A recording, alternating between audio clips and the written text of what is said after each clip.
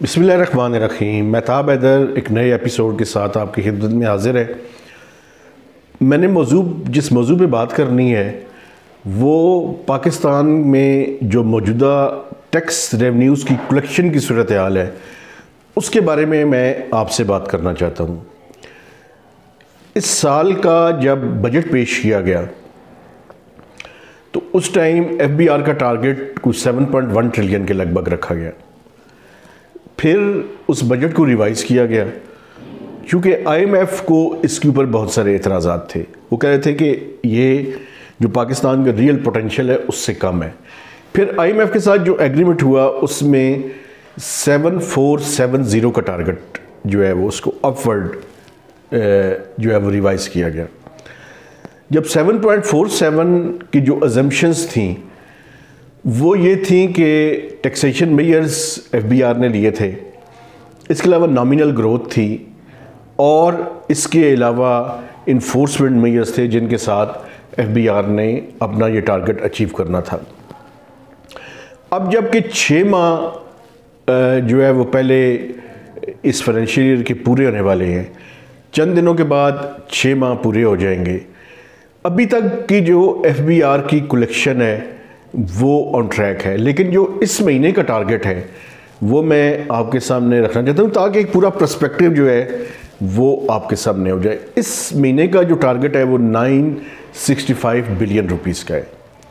It's a huge target और अब ये कहा जा रहा है कि इसमें शॉर्टफॉल आने वाला है क्योंकि अभी तक की जो 20 दिनों की कलेक्शन है उसमें नज़र आना शुरू हो गया है कि शॉर्टफॉल है। तो IMF की तरफ से, IMF की पहले ही ये प्रोजेक्शंस थी और पहले ही से ये डिस्कशंस जारी थी कि आपको एडिशनल टैक्सेशन मेजर्स जो है वो लेने पड़ेंगे, इसके अलावा आपके पास गुजारा नहीं है। तो अब FBR के पास 3-4 नए प्रपोजल्स हैं, उनमें वो मैं आपके सामने रखना चाहता हूँ ताकि मेरे देखने वालों को ये पता चल जाए कि उनके ऊपर किस तरह की मज़ीद टैक्सेशन जो है वो आने वाली है। अभी तक की जो FBR की कारकर्दगी है उसमें अगर आप देखें तो जो IRS है, इनलैंड रेवेन्यू सर्विस, उसकी जो डायरेक्ट टैक्सेस हैं जिसमें वो इनकम टैक्स है इंक्लूडिंग विद होल्डिंग टैक्स, उसकी ग्रोथ बड़ी अच्छी है। तकरीबन कोई 20% की रिक्वायर्ड ग्रोथ का टारगेट है उनका, लेकिन अभी तक की जो उनकी ग्रोथ है वो तकरीबन 40% के करीब है, तो ऑलमोस्ट डबल है। जहाँ पे FBR को प्रॉब्लम आ रहा है वो 2 जो है वो बल्कि 3 शोबे ऐसे हैं जहाँ से FBR को इस टाइम शदीद प्रॉब्लम्स का शिकार है। एक तो आपको पता है कि इंपोर्ट कंप्रेशन जो है वो इस टाइम हुकूमत करने की कोशिश कर रही है, LCs नहीं खुल रही और डॉलर्स के 3 रेट्स हैं, तो इस वजह से इंपोर्ट को एडमिनिस्ट्रेटिव मेजर्स लेकर उन्होंने कंप्रेस करने की कोशिश की है।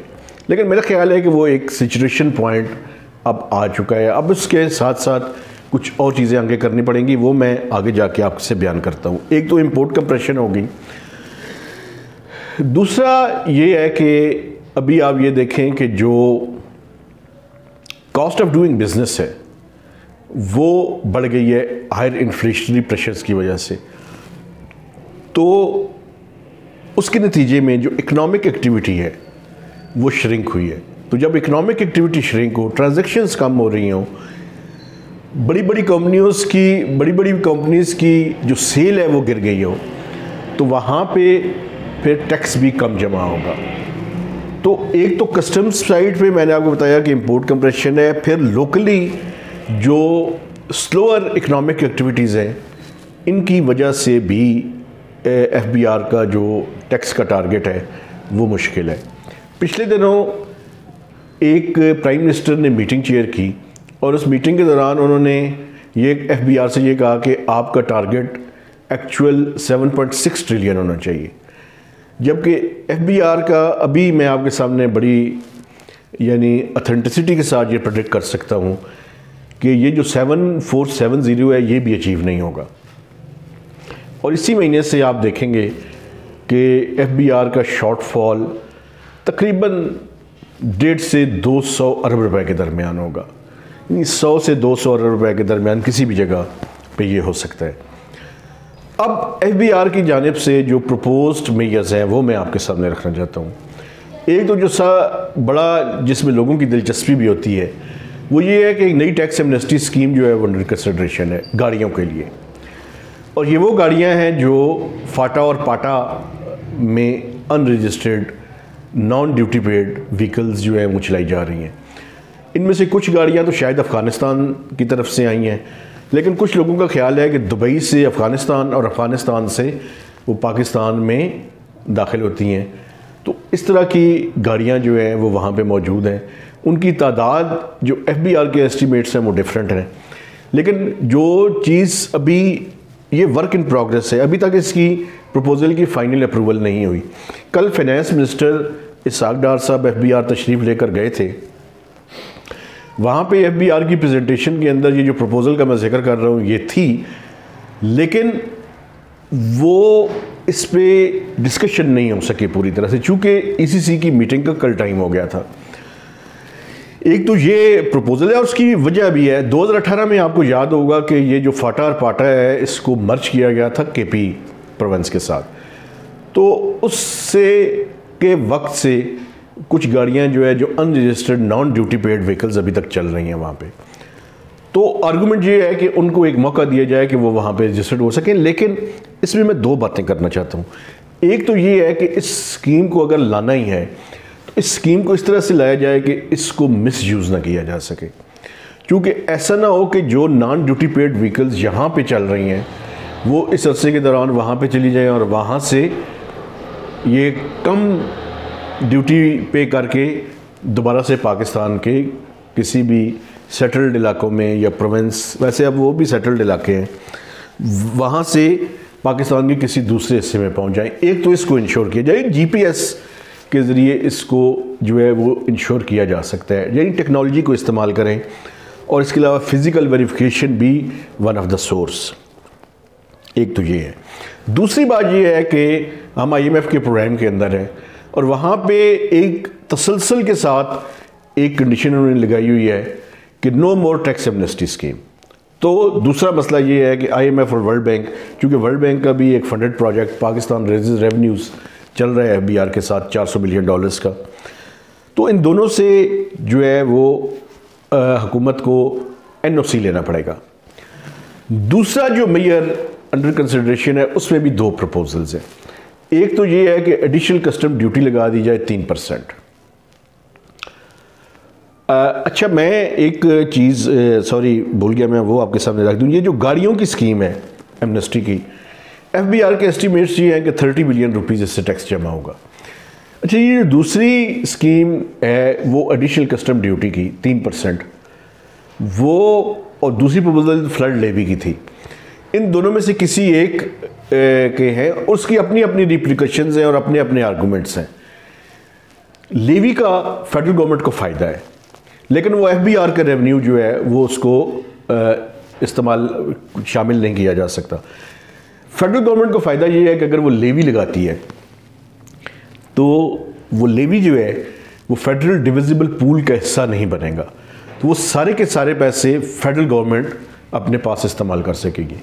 अगर एडिशनल कस्टम ड्यूटी लगाती है तो वो फेडरल डिविजिबल पूल का हिस्सा बन जाएगा और 60% तो वैसे ही वो पैसे प्रोविंसेस के पास वापस चले जाएंगे। लेकिन IMF का प्रोग्राम की वजह से FBR का टारगेट जो है वो मेजर इनकी इस टाइम कंसर्न्स होगा अगर इसमें शॉर्टफॉल होता है, और मेरे ख्याल में शॉर्टफॉल आ रहा है।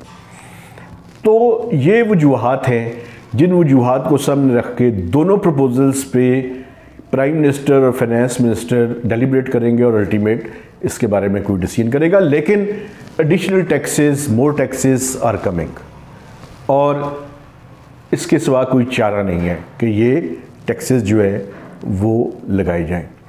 और इसका जो रेवेन्यू एस्टिमेट्स FBR बता रहा है एडिशनल कस्टम ड्यूटी का वो 50 बिलियन है 6 माह के दौरान। वैसे ये लोअर साइड पे मुझे नज़र आ रहा है, क्योंकि मैं आपने देखने वालों को ये बताना चाहता हूँ कि आज से 6-7 साल पहले या 8 साल पहले FBR ने custom duty, additional custom duty 1% लगाई थी, और उस साल में 1% से जो रेवेन्यू के एस्टिमेट्स दिए गए थे वो 70 बिलियन के थे।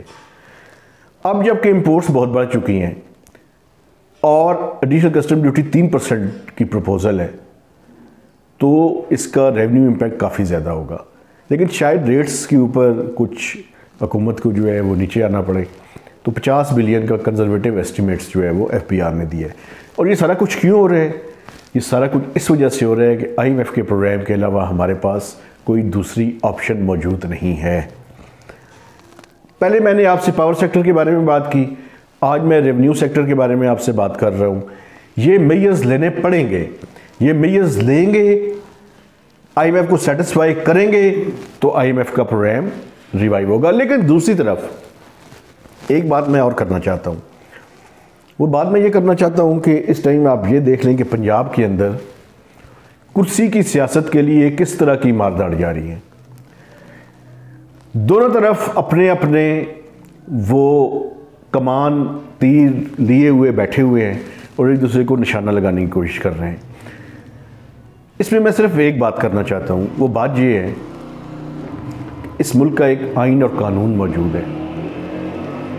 जितनी भी ऑप्शंस इस्तेमाल करें, अल्टीमेटली मुझे लगता है कि ये मामला कोर्ट्स की तरफ जाएगा। आइन और कानून जिस चीज़ की इजाज़त देता है, अगर उस पर हम अमल दरामद करें तो शायद इस मुल्क की कोई बेहतरी हो। वरना अगर हम अपनी ख्वाहिशों के मुताबिक इस मुल्क को चलाने की कोशिश करेंगे तो यही हाल होगा जो आजकल आपको पंजाब के अंदर नज़र आ रहा है। आपके पास एक आइन और कानून मौजूद है और उसके मुताबिक अपनी मर्ज़ी की इंटरप्रिटेशन ना करें। उस आइन और कानून के अंदर जो लिखा हुआ है, उस आइन और कानून के मुताबिक आप अपनी चीज़ों को चलाएं, वरना उसका नतीजा एक मैस दर मैस और मज़ीद ख़राबियाँ जो हैं वो पैदा होंगी।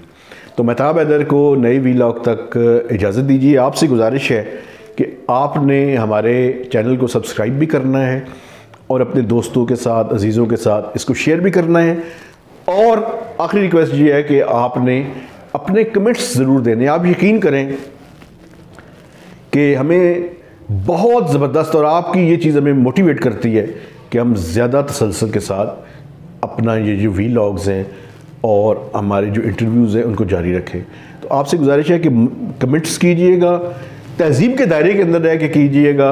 अगर आप मेरी कोई इसी बात से इख्तलाफ करते हैं तो you are more than welcome, ज़रूर करें, क्रिटिसाइज़ करें हमें, लेकिन दलील के साथ और तहज़ीब के दायरे के अंदर रहकर। तो महताब हैदर को इजाज़त दीजिए।